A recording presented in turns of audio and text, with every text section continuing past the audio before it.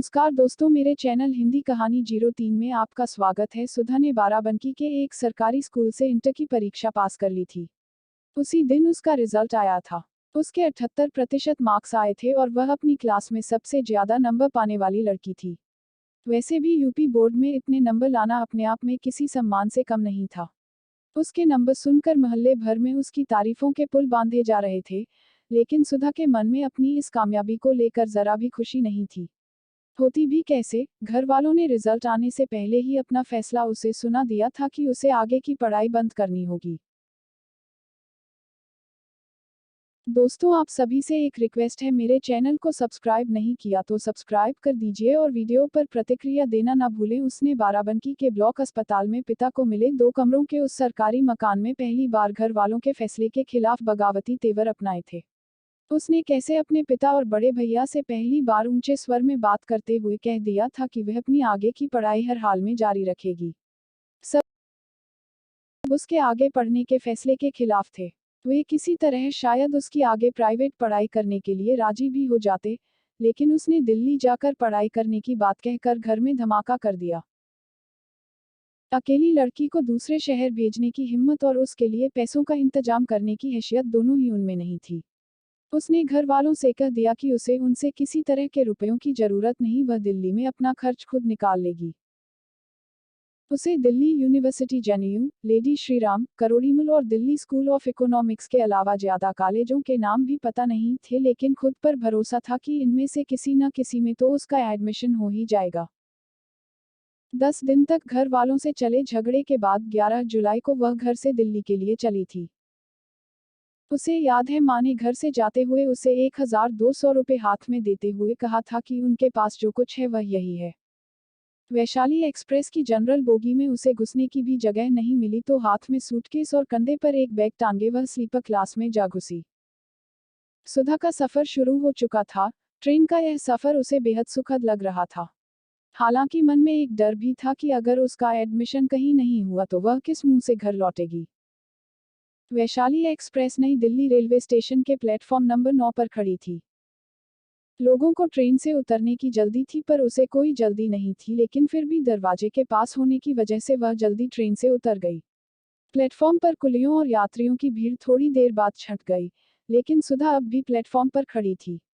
उसके हाथ में एक पता लिखा कागज का टुकड़ा था, जिसमें भी 502 second floor, Mukherjee Nagar near Batra cinema Delhi लिखा था। यह पता था मनोज भैया का। मनोज भैया उसी के मोहल्ले में रहते थे और उसकी सहेली मोहिनी के भैया थे। बचपन से उसके घर आते जाते रहने की वजह से वह उन्हें मनोज भैया ही कहती थी। उसके पास माँ के दिए 1200 रुपये थे। 190 रुपये टिकट में खर्च हो गए। 5 रुपये की उसने चाय पी ली थी, यानी अब उसके पास सिर्फ 1005 रुपये थे। उसने स्टेशन से बाहर निकलने की सोची। किसी से पूछा कि मुखर्जी नगर कहाँ पड़ेगा तो उसने कहा अजमेरी गेट साइड से बाहर निकलकर विश्वविद्यालय जाने वाली मेट्रो ले लेना। उसे पहली बार दिल्ली के बड़ा शहर होने का एहसास हुआ। उसके बाराबंकी में तो स्टेशन के अंदर और बाहर जाने का रास्ता एक ही तरफ है, लेकिन यहाँ तो दो पूरे अलग अलग इलाके दिल्ली स्टेशन से जुड़े हुए हैं। सुधा ने किसी तरह अपने आप को मेट्रो से जाने के लिए तैयार किया।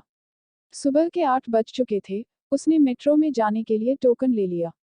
उसने जल्दी ही समझ लिया कि उस मशीन को इस नीले टोकन से छू भर देना है। गेट जैसे ही खुले भागकर उस तरफ हो जाना है, नहीं तो मुश्किल हो सकती है। उसने टोकन छुआया, मशीन का गेट खुलते ही वह इस पार से उस पार चली गई। अब उसे पता चला कि अंडरग्राउंड जाना है। नीचे से मेट्रो पकड़नी है। नीचे पहुंची तो वहां पहले से ही कई 100 लोग दोनों तरफ खड़े थे। बाराबंकी में तो ऐसे लाइन में लगकर कोई ट्रेन में नहीं चढ़ता। उसे यह तरीका अच्छा लगा। थोड़ी ही देर में मेट्रो आ गई और वह विश्वविद्यालय की तरफ चल पड़ी। विश्वविद्यालय स्टेशन पर उतरने के बाद पहली बार उसका सामना एस्केलेटर से हुआ, लेकिन उसने इस पर चढ़ने के बजाय सीढ़ियों से ही चढ़ना उचित समझा। उसने वहां से मुखर्जी नगर के लिए रिक्शा ले लिया। 18 साल की सुधा अपने सपनों को सच करने दिल्ली पहुंच चुकी थी। सुधा भी 502 सेकंड फ्लोर का पता पूछ रही थी, लेकिन 10 मिनट भटकने के बाद भी उसे घर नहीं मिला। तभी किसी ने उस पर तरस खाकर बता दिया कि गली के पीछे की तरफ भी ब्लॉक है। सुधा वहां पहुंची तो थककर चूर हो चुकी थी। सफर की थकान चेहरे पर हावी थी। रिक्शे वाले को पैसे देकर सुधा सूटकेस और बैग लेकर दरवाजे पर पहुंची। मेन गेट की घंटी बजाई लेकिन अंदर से कोई निकला नहीं। सुधा थोड़ी देर खड़ी रही फिर अंदर चली गई। बाहर से ही सीढ़ियां थीं, सुधा ऊपर चढ़ गई। सेकंड फ्लोर पर 3 दरवाजे थे। उसे नहीं पता था कि मनोज भैया किस में रहते हैं। उसने एक दरवाजा खटखटाया लेकिन कोई आवाज नहीं हुई। काफी देर बाद उसने दूसरा दरवाजा खटखटाया। 3-4 मिनट बाद अंदर से कुछ आहट हुई। उसे कुछ उम्मीद बंधी। दरवाजा खुला।